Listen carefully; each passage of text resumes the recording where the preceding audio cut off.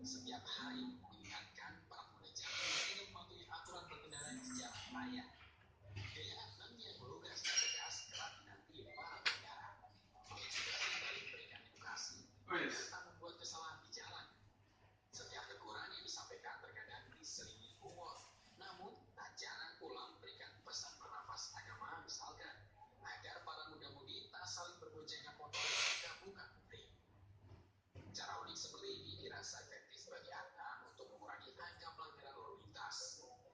Saya selalu menyampaikan pesan-pesan lalu lintas untuk pesan-pesan berkeselamatan, karena ini sudah merupakan